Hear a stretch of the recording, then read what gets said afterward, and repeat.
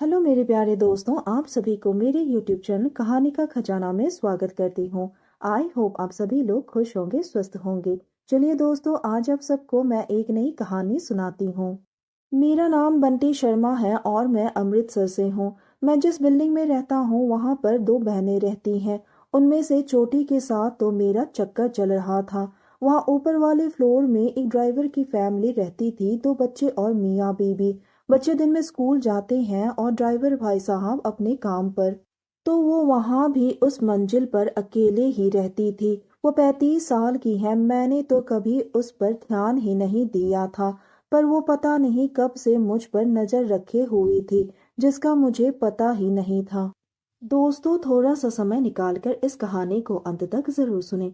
दोस्तों, आप लोग चैनल को सब्सक्राइब करना भूल जाते हैं। दोस्तों, आप सबसे रिक्वेस्ट है कि चैनल को एक सब्सक्राइब करें और वीडियो को एक लाइक करें। दोस्तों, आप लोगों की एक लाइक और सब्सक्राइब से बहुत ही मोटिवेशन मिलती है कि हम ऐसे ही कहानियां आप सबके समक्ष प्रस्तुत कर पाएं।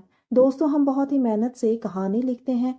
आशा करती हूँ कि यह कहानी आप सबको पसंद आएगी। चलिए अब कहानी में आगे बढ़ते हैं और आपको यह कहानी सुनाते हैं। मुझे तो जब भी मौका मिलता है मैं अपनी माशूका के साथ प्यार मोहब्बत करने लगता था। इस भाभी को मुझ पर शायद शक हो गया था कि मैं ऊपर क्यों जाता हूँ, और एक दिन वो हो गया जो नहीं होना था। उसने मुझे दोनों बहनों में से छोटी बहन के साथ रंग रलियां करते हुए देख लिया। गलती मेरी ही थी। ओवर कॉन्फिडेंस में छत का दरवाजा बंद करना ही भूल गया और उसने खिड़की के सुराग से सारी रास लीला देख ली। जब मैं अपनी रास लीला में बिजी था तब मुझे पता चल गया कोई ऊपर आ गया है और वो हमें छुप कर देख रहा है, क्योंकि बार बार कोई खिड़की के बाहर हिल रहा था। मैंने भी सोच लिया जो होगा बाद में देखा जाएगा। अगर इसे किसी को बोलना ही होता तो चिल्लाकर अभी तक सभी को बुला लिया होता। मैं चोटी को अपने काम से खुश कर रहा था और वो सिस्कारियां लेकर खुश हो रही थी। जब हम दोनों का काम हो गया तो मैं फटाफट दरवाजा खोलकर बाहर आ गया। उसे दरवाजा खोलने का पता चल गया और वो भी जल्दी से नीचे भाग गई, पर तब तक हम दोनों ने एक दूसरे को देख लिया था। 2 दिन तो मैं डर से छत पर ही नहीं गया। उसने भी किसी को कुछ नहीं बताया। बताया होता तो मैं यहाँ अब तक नहीं होता। तीसरे दिन वही नीचे आ गई और बोली, मुझे अपना नंबर दे दो, मुझे तुमसे कुछ सामान मंगवाना है। जब ड्यूटी से वापस आओगे तो लेते हुए आना। मैंने उन्हें अपना नंबर दे दिया। शाम को उन्होंने बाजार से घर का कुछ सामान मंगवा लिया, जिसे मैं अगले दिन उन्हें देने को गया। वो घर पर अकेली थी। मैंने डरते हुए उनके रूम में जाकर कहा, लो भाभी जी, आपका सामान। वो हंसकर बोली, डरो मत, मैं तुम्हें खा नहीं जाऊंगी और ऊपर छत की उस दिन की बात किसी को नहीं बताऊंगी। इस उम्र में मस्ती नहीं करोगे तो कब करोगे। मेरा डर निकल गया था। अब और एक नई जुगाड़ फिर से सामने नजर आने लगी। भाभी ने पूछा, तुम सोमवार को क्या कर रहे हो। मैंने कहा, मैं बिल्कुल फ्री हूँ, आपको कोई काम है तो मुझे बता दो, मैं कर दूंगा। भाभी ने कहा, तुम ही कर सकते हो। मैंने अंदाजा लगा लिया कि वो किस बारे में बात करने वाली है। सोमवार के दिन मैं उनकी घर चला गया। बोलो भाभी, क्या काम है, मैं फटाफट से कर देता हूँ। भाभी ने कहा, बैठो मेरे पास, जो काम करवाना है वो फटाफट से नहीं हो सकता है। मैं उनके बगल में बैठ गया, पर भाभी ने जाकर दरवाजा बंद कर दिया। मैंने सारा माजरा समझते हुए बोला, अरे दरवाजा बंद क्यों कर रही हो, काम खुले दरवाजे में भी हो सकता है। वो बोली, यह काम तो बंद दरवाजे के पीछे ही हो सकता है। उस दिन तुम दरवाजा बंद करना नहीं भूलते तो तुम आज यहाँ नहीं होते। वो सरक कर बिल्कुल मेरे पास आ गई और सीधा मेरा हाथ पकड़कर अपनी कमर पर रख दिया। मैं तो बिल्कुल हक्का बक्का रह गया कि भाभी इतनी जल्दी बिना किसी भूमिका के अपने आप को मेरे हवाले कर देगी, और साथ ही भाभी ने अपने हाथों की उंगलियां मेरे होठों पर फिराने लगी और कहने लगी, बंटी, मैंने जब से तुम्हें छोटी के साथ छत पर देखा है मैं तुम्हारे साथ वो सब करने के लिए तड़प रही थी। कितने दिनों के बाद आज मौका मिला है। बंटी, मुझे प्यार करो और मुझे तृप्त कर दो। मैंने कहा, मैं आपके साथ वो सब कैसे कर सकता हूँ, आप तो उम्र में भी मुझसे बड़ी हो और शादीशुदा हो। वो तो मेरी गर्लफ्रेंड है और हम आगे शादी भी कर लेंगे। वह कहने लगी, मैं कुछ नहीं जानती, कौन सा मैं तुमसे शादी करने को बोल रही हूँ, उसी से शादी कर लेना, बस मेरी प्यास बुझा दो। अगर तुमने मुझसे प्यार नहीं किया तो मैं तुम्हें बदनाम कर दूंगी, फिर तुम किसी को मुंह दिखाने लायक नहीं रहोगे। बस एक बार मेरी प्यास बुझा दो प्लीज। मैंने कहा, भाभी आप जो कहोगे मैं करूँगा। फिर आप मुझे एक वादा कीजिए कि आप छोटी को कुछ नहीं बताएगी। भाभी ने कहा, मैं वादा करती हूँ, बस अब तुम मेरी प्यास बुझा दो।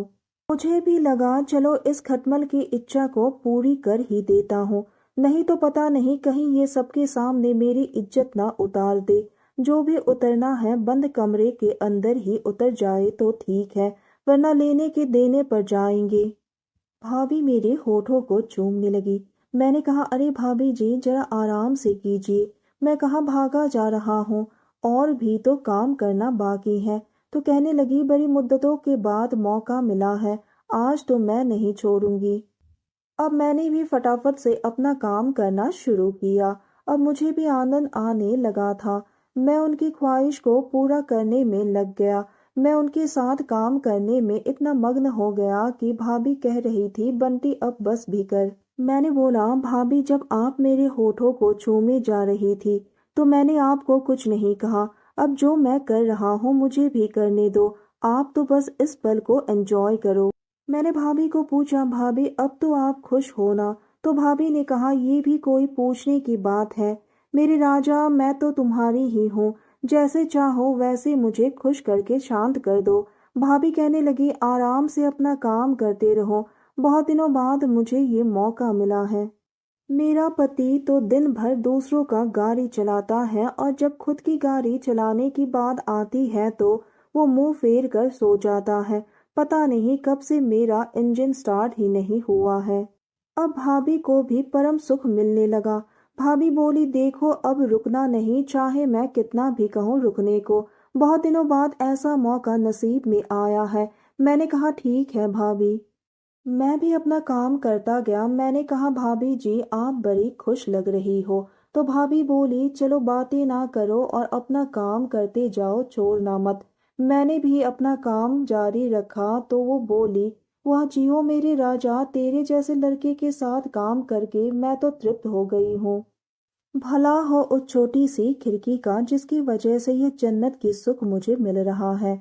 वो तो मेरा पूरा साथ दे रही थी।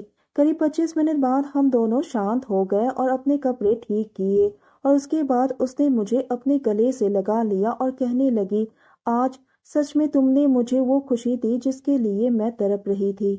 भाभी बोलने लगी, जब भी तुम्हें अपना टेस्ट बदलना हो तो मुझे याद कर लेना, मैं हमेशा तुम्हारी सेवा के लिए हाजिर हूँ।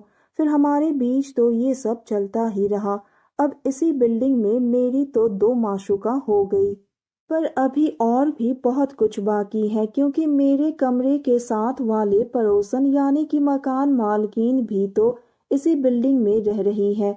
उन्हें भी तो किसी ना किसी दिन खुश तो करना ही पड़ेगा। तो दोस्तों, यह कहानी सुनने के बाद आप सबकी क्या राय है, हमें कमेंट करके ज़रूर बताइए, और साथ ही इस वीडियो को एक लाइक करें, चैनल को सब्सक्राइब करें और नोटिफिकेशन बेल को भी ज़रूर दबाएं ताकि अगली अपडेट सबसे पहले आपको मिले। दोस्तों, आपकी एक लाइक और सब्सक्राइब से बहुत ही मोटिवेशन मिलती है कि हम ऐसी कहानियाँ आप सबके समक्ष प्रस्तुत कर पाए। आप सबने अपना कीमती समय निकाल कर इस वीडियो को सुना, इसके लिए आप सभी को धन्यवाद करती हूँ। धन्यवाद दोस्तों।